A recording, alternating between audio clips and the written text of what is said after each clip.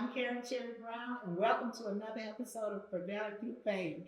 And when I tell you I'm excited about our guest today, our guest is the lovely, amazing, brilliant, beautiful, honorable Sonja Brown from the city of Glen Heights.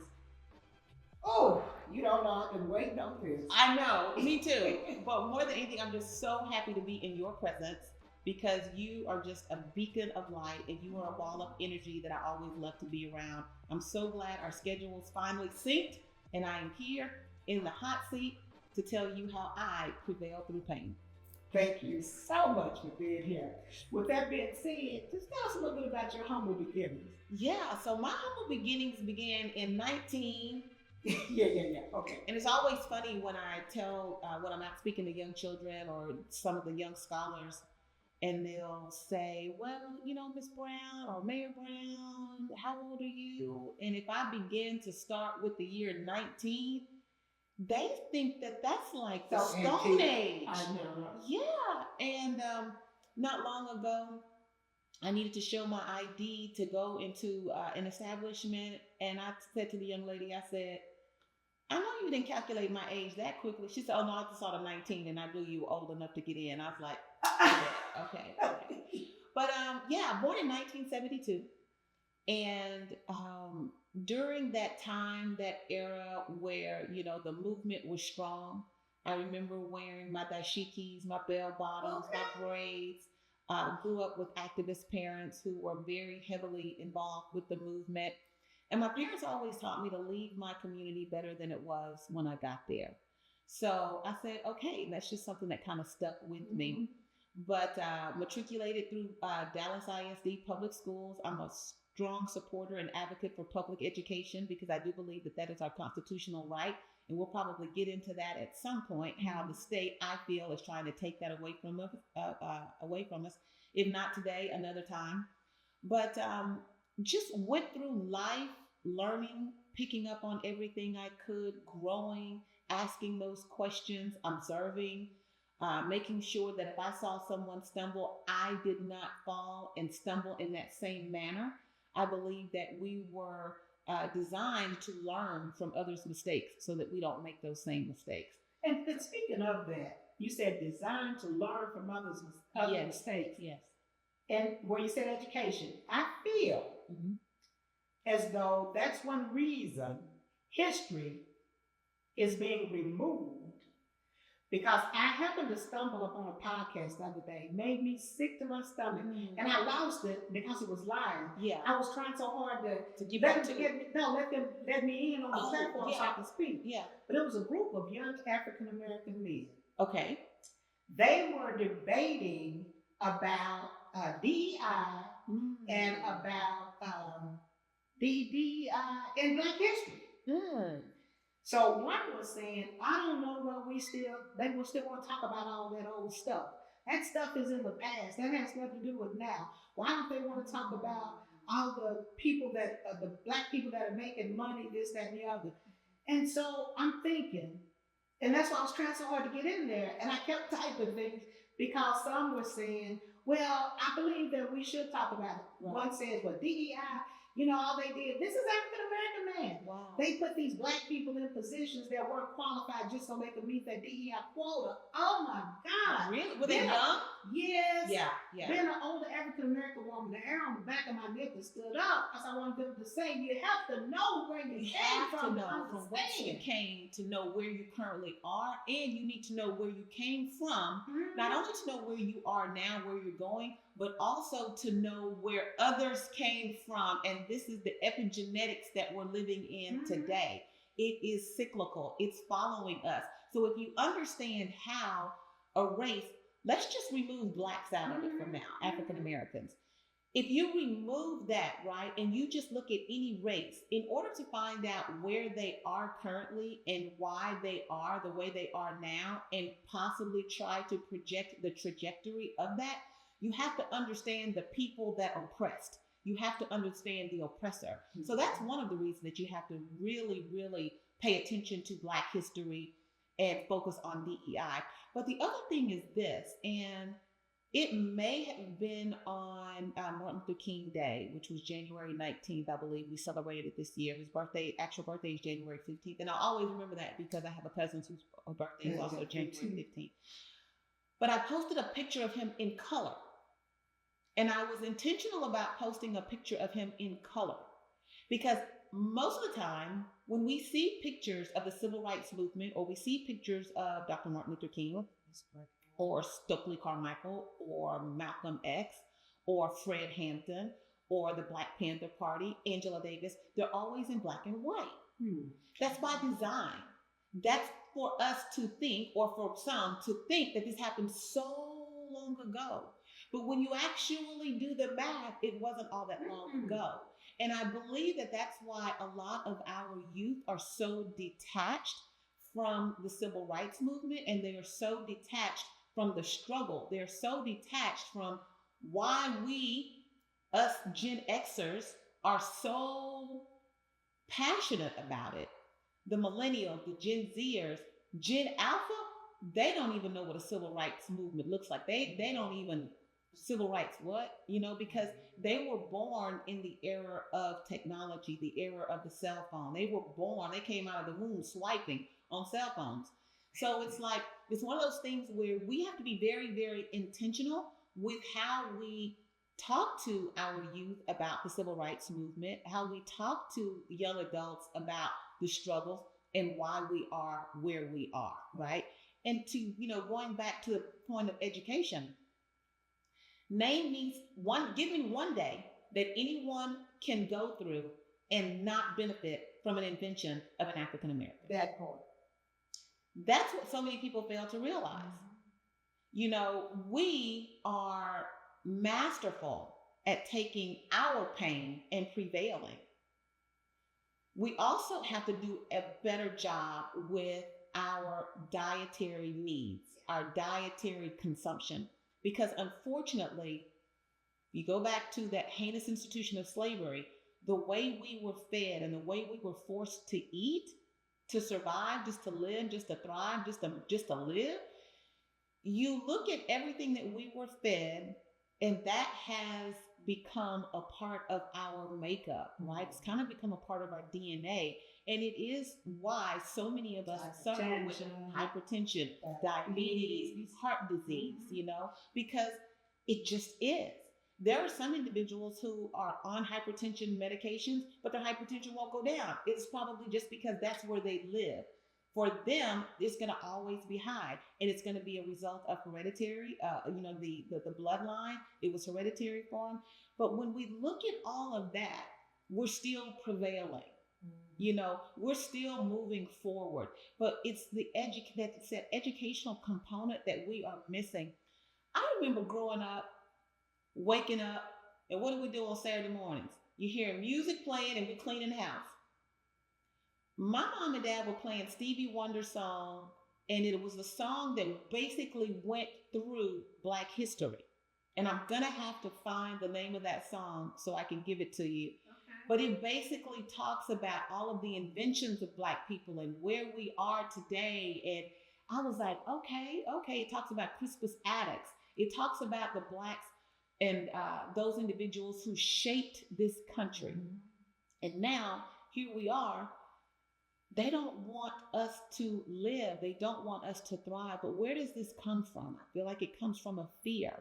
And it comes from a fear of us flipping the script and treating others the way we've been treated. Planet of the Apes, like that flip. But you know what? The fear to me, we go way back. And I didn't even think about this, but I was starting my business, my company. Yeah. And there was a white gentleman that had a business.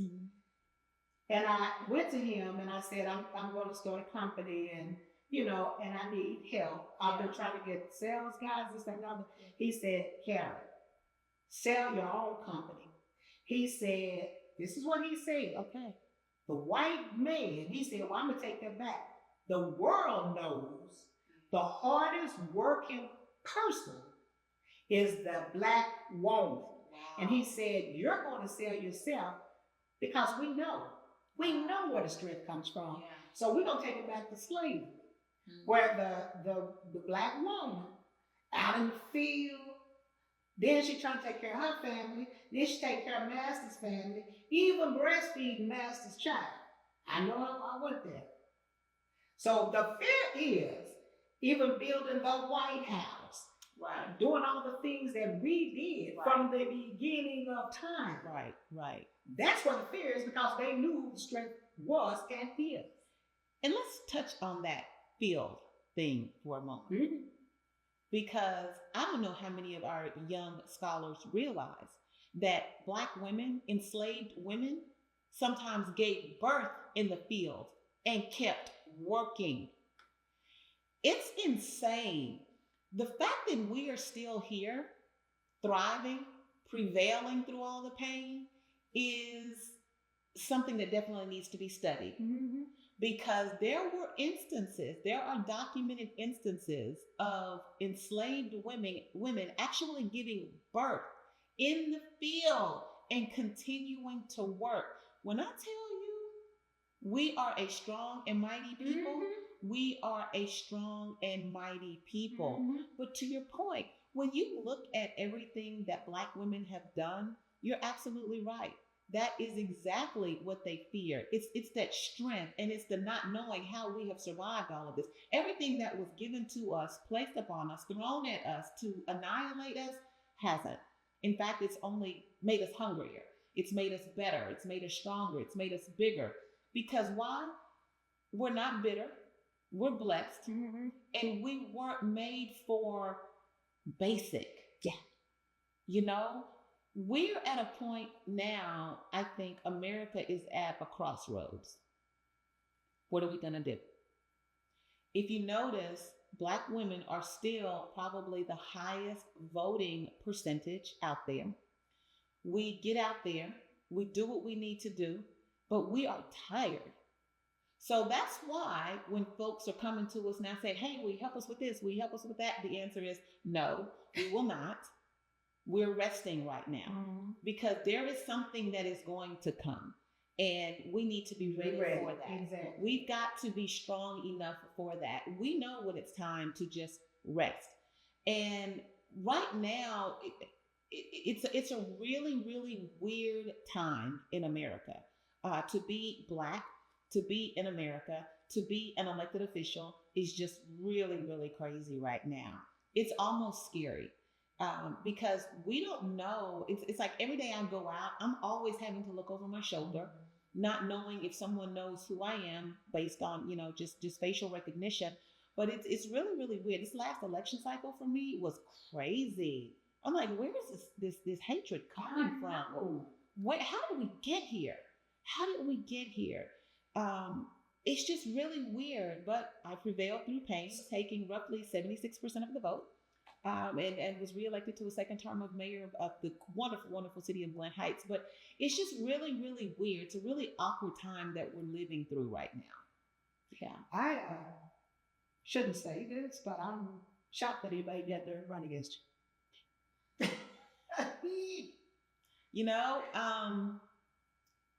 Yeah. I really wasn't surprised. I was not surprised. There are lots of people who have ulterior motives, right? And I strongly feel that when you are doing what you're supposed to be doing, when you're walking and living in your purpose, mm-hmm. and you're doing great things, you're going to run into opposition. Mm-hmm. So I've grown into the old adage of recognizing that as a symbol of you are doing great things, and just continue to do great things. It's I wasn't surprised that I had an opponent, and I wasn't surprised at who the opponent was. But it's just one of those things that made me realize, you will always have that opposition. Get out there, do the work, and the reward will follow. Continue to do the great things for the city of Glen Heights. Continue to stay on point. Continue to represent Glen Heights. Continue to build and mend relationships. Prior to taking office, we had a lot of other elected officials on the local, county, state, and federal level who would not step foot into Glen Heights, who would not even take a phone call from Glen Heights.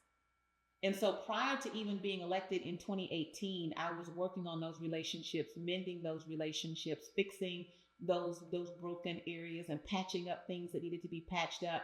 And so now the city has a great relationship with all elected officials on all levels. And so it's been really, really wonderful. Okay. So We're going to take a sponsor break and we'll be right back. all right. Do you have a powerful story of perseverance? Have you triumphed over pain and want to share your story with the world? We're looking for inspiring guests to join us on the Prevailing Through Pain podcast. Head over to karencherry.me/guest. Fill out the form and let us know your story. Your voice could be the one to inspire others. Your experience can be the one to lift up someone else. Go to karencherry.me/guest. And we're back.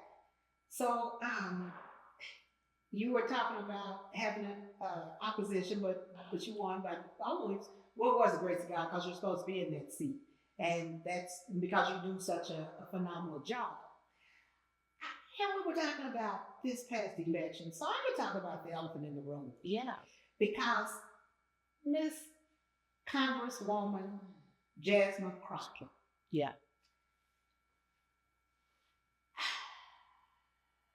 That knocked the wind out of me. Yeah, I am, to be completely transparent, I'm still grieving that. Mm-hmm. I'm still grieving it for a myriad of reasons. I am, and one of those reasons is because a lot of what I heard was, I'm going to vote for the candidate who can win.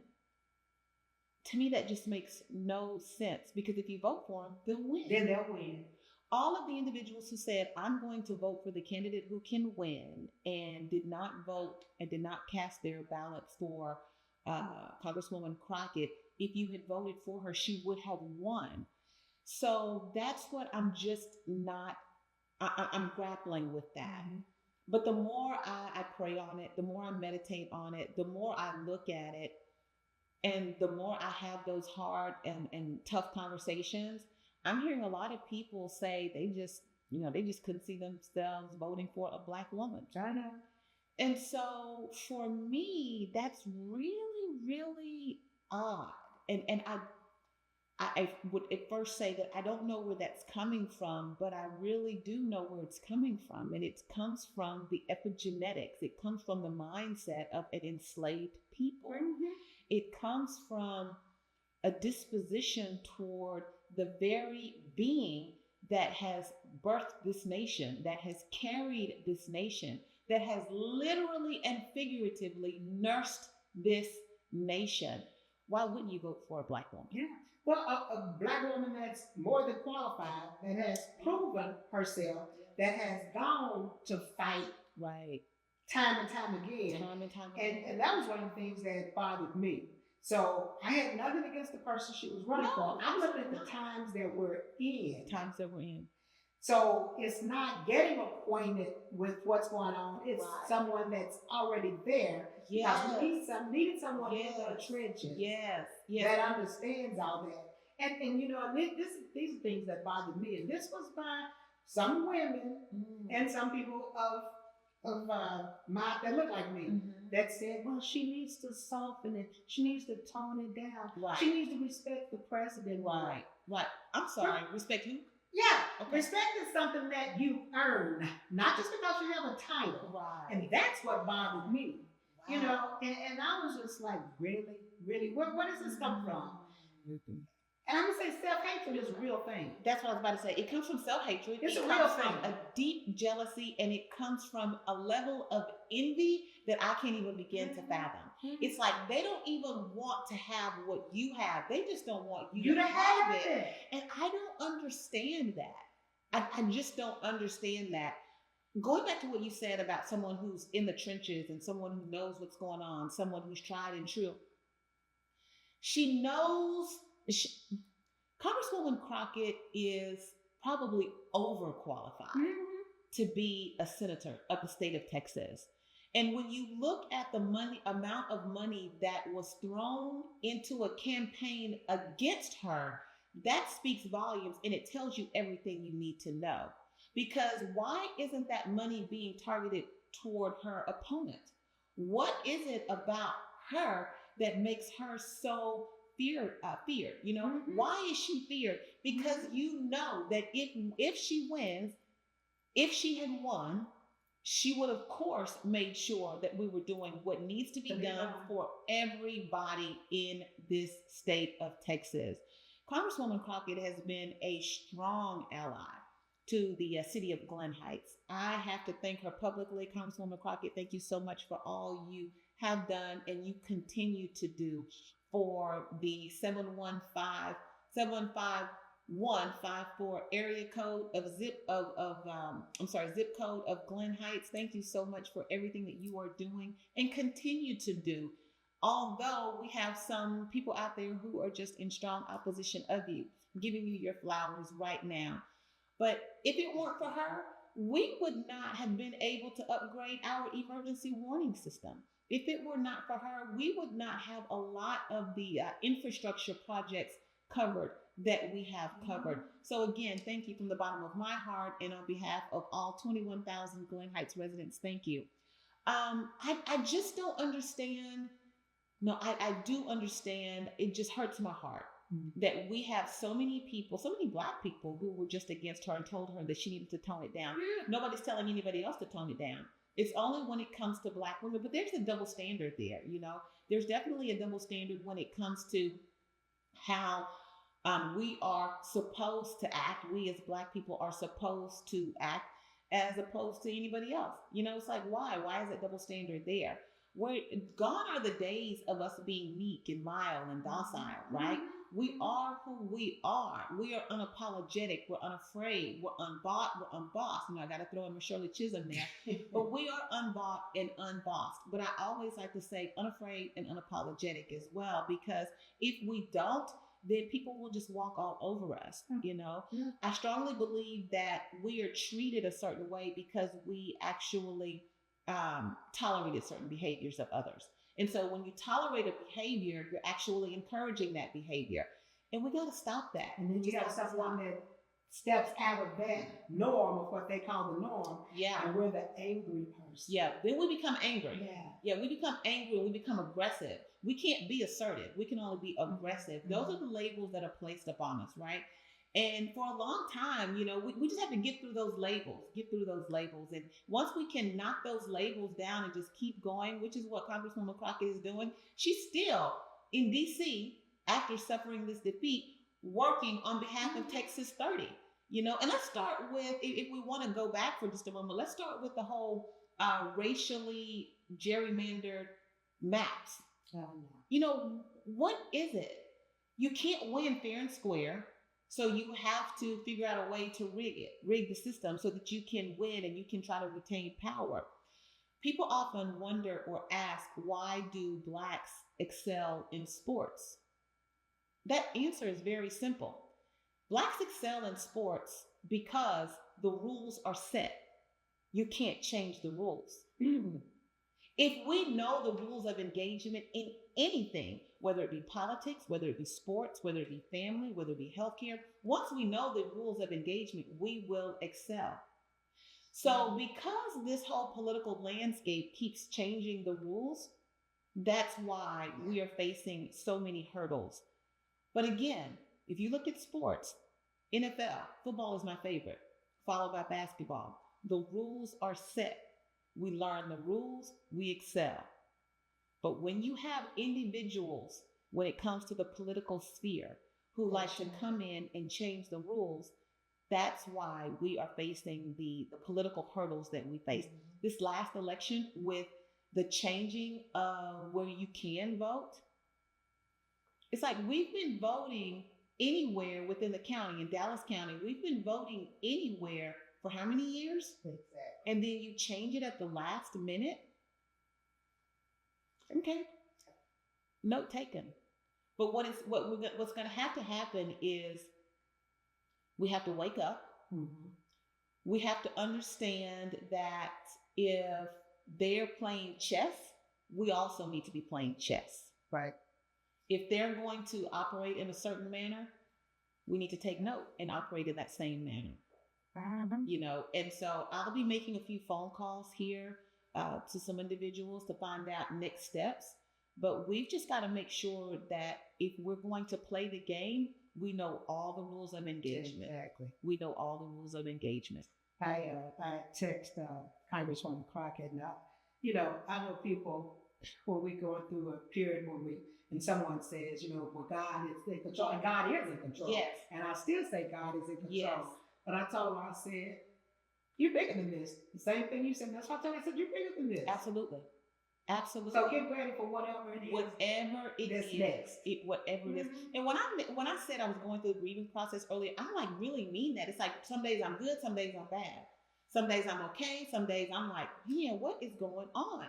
Some days I'm great, and some days I'm like, and it's only been, a week, 2 weeks? So it's like, wow, how did we get here? Yeah. How did we get here? We see this woman out there in the trenches in Washington with receipts. How did we get here, Fred? I just don't understand it. And that crab in the bear mentality. We have to stop that. Worst thing to me. We are. Yeah. I was thinking when I first got on council, we had an African American female city manager. First African American female city manager first African American period. Yeah. That the city has ever had as a city manager. And that was one reason that even motivated me, because I felt like they were going to start moving forward to run for city council and to be a strong advocate for the city with this person. And a year hadn't even gone by in my seat, and there was a vote to remove her because she wasn't African. 2 African American men on the council. One motion to let her go. The other one second the motion. Really? Well, I know it was a conversation, Right. which was supposed to have this conversation. Right. And that just went through me. Then, 2 weeks later, one of the African American females that was the director of the position was let go. So I said something to the younger African American city council member. I thought maybe I can help him understand how I'm feeling.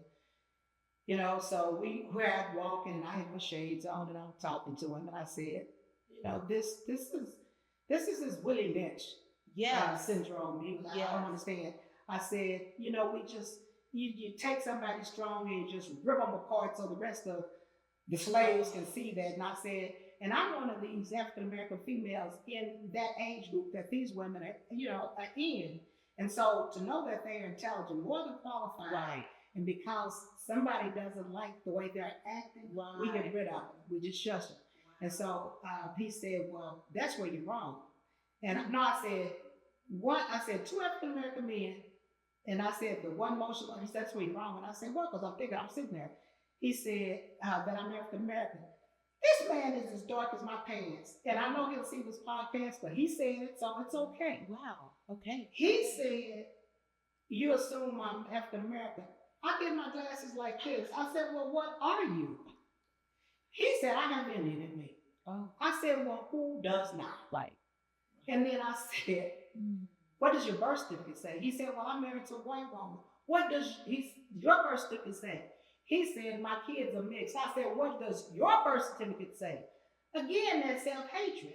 And then he says, my sister and my brother are both in biracial marriages. So pretty soon, our whole family history will be washed, the black will be washed out. Like that's a pride thing. Now, don't get me wrong. I don't care who you marry, who you love. But to intentionally say that we're going to wipe out a bloodline. Beautiful bloodline that God created. God don't make mistakes. No. That's really interesting to me, and that's something else that needs to be studied. This whole proximity to perceived power somehow gives individuals the mindset that they are better than, and I just don't understand that. Not realizing that proximity or that perceived person of power will turn on you in an instant. Let's look at Wesley Hunt. Hi, sir. It's just one of those things. I'm gonna take a sip on it. It's one of those things where I just really think that it really needs to be studied, because this proximity to perceived power and that white is somehow better than black. Again, that's been passed down through centuries, right? been passed down through generations. Everything that we are going through as a race of people can be directly tied to the heinous institution of slavery. If you look at the maternal birth rate and how Black women die disproportionately as a result of birth than white women, healthcare in America, look at everything. It can directly be affiliated with and tied to the heinous institution of slavery. You know, for those that didn't know, there were doctors who actually performed surgical procedures on enslaved Blacks without any anesthesia because they felt like we didn't feel pain, or they thought we didn't feel pain. They thought we didn't have the nerve endings that we could feel pain, and they actually performed surgeries on enslaved Blacks without any anesthesia. Well, think about that, right? Those doctors had children who became doctors, who had children who became doctors, and so on and so on. And so you have the epigenetics of that mindset during the heinous institution of slavery that has been passed down and passed down. And for those of you who aren't really familiar with epigenetics, please look it up, please study it, because it will give you a clearer understanding of why we are the way we are, why we are currently in the predicament that we are in, and why until that mindset is intentionally changed, we will continue to go down these crazy rabbit holes. So epigenetics is something that we have got to fully understand. But you mentioned the Willie Lynch letters. Absolutely. Look at COINTELPRO, the FBI, that whole program that was put together, counterintelligence program, COINTELPRO, against Dr. Martin Luther King. Absolutely insane. Absolutely insane. And another thing that we need to start doing, we talked about not showing the black and white photos. We need to go and find the footage of Dr. King when he was mad. The footage and those quotes of Dr. King when he was saying, oh, if they won't do this, then we're going to do this. Because I believe that a lot of what we see is all Lily, running through the fields. Dr. King turned the other cheek. Well, Dr. King had his moments where he was more Malcolm X than he was Dr. King. And so I think if more individuals saw that footage and saw those photos in color and all of this, they would understand, okay, Dr. King was really about that life. Yeah. He was really about that life. And it will just give, I think, maybe the Gen Zers and the Gen Alphas that sense of a greater sense of pride. Not saying that they're not prideful now, but I think it will give them a greater sense of pride in the civil rights movement, because it wasn't all great. It wasn't all, singing Kumbaya. Go and watch the movie Selma. Talk to the baby boomers who lived through Bloody Sunday. I'll see if my mom is available to talk to anyone. My mom, I often tell the story, was in high school and sang in a choir. And sometimes when they traveled, they would refuse to eat dinner because they refused to go in the back door of a restaurant. And just one generation later, her daughter is a mayor. We've come a long way, but we have so far to go. And I don't want us to get comfortable. I don't want Gen Z to become comfortable. And I don't want the younger millennials, Gen Z, and of course, Gen Alpha. And we got coming up right really, really quickly is Gen Beta. But I don't want individuals to get comfortable. I believe we're in a pivotal time. We're living a pivotal time right now because this is the first time ever that we actually have 4 generations sharing the same workspace. If you think about it, we have baby boomers who are still in the workforce. We've got Gen Xers. We've got millennials, and we have Gen Zers. Yeah. We're all sharing the same space. This is a great time for us to learn from one another. I know. And to help one another and to teach one another and to grow together. So I think if we will just put all the craziness aside, get still, come together and learn from one another, it will help us to prevail from these painful times that we're in right now. Because I'm going to tell you, the pain that I'm feeling right now is at the gas pump. I filled up the other day. It took me more than $60 just to fill up. When 2 weeks ago, I was filling up for around $43. And I always fill up when I get to a quarter of a tank because I don't ever want, the trash and all that kind of stuff to get in my gas line. So when I get to a quarter tank, I usually fill up. Premium is over $4 a gallon right now. And I posted on Facebook, I said, listen, if the goal can be accomplished virtually, please send me a link. Send me a Zoom link because I need to preserve my gas. Exactly. It's so crazy right now because we currently have an administration who does not care about the working class. We have an administration who does. We have an administration who ran on making things better, but they've only gotten worse for us. Like, I really never saw the cost of eggs go down. I don't know about you. I never saw the cost of eggs go down. I never saw anything that was promised come to fruition. But we still have individuals who are supporting him and supporting the administration. Things have gotten better. In what world? In what way? But in what world? In what world? Right. But it was Lyndon Baines Johnson who has a famous quote about, if you can take the highest, and he used the word colored man, and the lowest white man, but if you give that white man, that lowest white man, something to look down upon, he won't notice that you're picking his pockets. He'll even empty his pockets out for you. And I'm paraphrasing that quote. That's not the exact quote. But he's basically saying, if you give the lowest white man something to look down on, you can pretty much rob him blind. Mm-hmm. And it's that's still where we are. That quote is still so prevalent, and it still reigns true in America. This summer, America celebrates 250 years. Yeah. And I don't know that we are really any better. We look as though we're in a better place, but I don't know that we actually are. It's sad. It's sad. My mom would always say she hoped in her lifetime that she would see a Black president, and we did. I don't know that we'll ever see another one because the hatred for the Obamas is so real. And that hatred is what's spilling down into the crevices of every city, of every county, of every state now. It's raining down. And it's because you saw a Black family in the White House that you thought would never be there. And did a phenomenal job. Did a phenomenal job without any scandal. Children, no scandals. One wife, 2 children by the same wife. And if you were to ask me, I would say he was the perfect president for what you want, right? In a Black person, right? He acted the way a Black person was supposed to act, with the exception of the tan suit. And how about I just went and bought me a tan suit? So I'm going to make sure that I wear my tan suit on those days that I'm feeling rather Obama-ish. But the only scandal he had was a tan suit. I'll take that all day, every day, and twice on Sunday.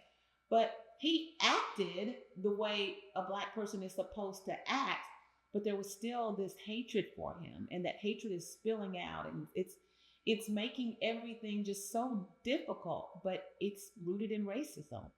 It's rooted in racism. There's no other way to get around it. Mm-hmm. And I think the only way that we can begin to get around it is calling it what it is and speaking on it.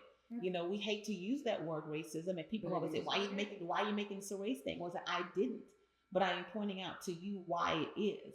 And until we can deal with that, until we grapple with that and dismantle that, we're gonna be on this perpetual revolving door. I heard a Karen of TikTok saying she was Black History Month. I'm sick of this Black History Month. When are we gonna have a White History Month? Yeah. I was like, every day. So somebody gets to recognize 30 days. 28. Okay, thank you. Because they gave us the shortest month of the year. Yeah, and you got attitude. Yeah. But girl, we could go on and on and on, but I know we gotta come to a close. I want you to look at this camera and tell our viewers, take it home.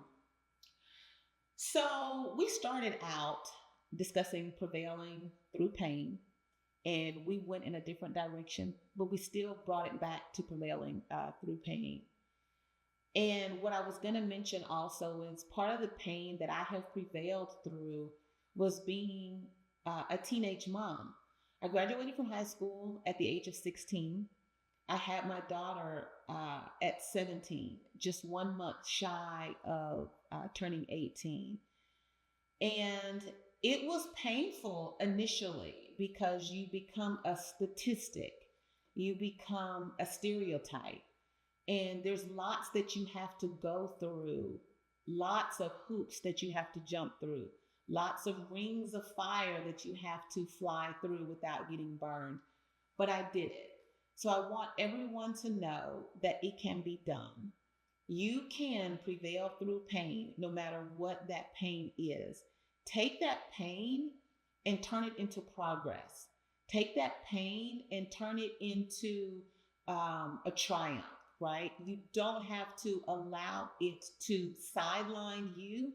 You're going to have to work a little bit harder. But the reason you're going to have to work a little bit harder is because that pain is actually your purpose. That pain becomes your purpose because you have to fulfill your purpose. If you don't, you impede someone else from fulfilling their purpose. So find out the lesson. I always say an L does not mean a loss. It means a lesson, right? Find out the lesson that you are supposed to learn from that pain, and then you teach that lesson to others. You allow that lesson to become the example for others. You allow that pain and that lesson to become your progress. And you do it with a paradigm shift. Yes, I had my daughter at 17, and I used to always say, but at least I had graduated from high school, so I wasn't a high school mom. I stopped saying that because that could actually be it could be perceived as disrespectful to moms who become, to women who become moms while in high school. And it doesn't matter.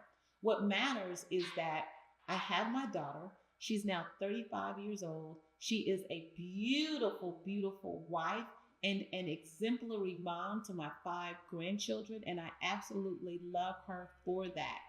But I tell people this story because it doesn't matter where you start. It doesn't even matter where you are now. What matters is you know where you are going and that you bring someone with you along the way. So as we close this podcast of Prevailing Through Pain, I want you to know that you can do it. And if you ever have any questions, Karen has my contact information, and I'm more than willing and would love to help anyone else prevail through pain. Mary, thank you so much for taking time out of your busy schedule to be on the show. Absolutely. You know, I love you dearly. Yes, we got a lot more we got to talk about. Right. I love you too. Thank you. Hi, I'm Karen Cherry Brown, and if you like this episode, please like, share, and subscribe. Thank you.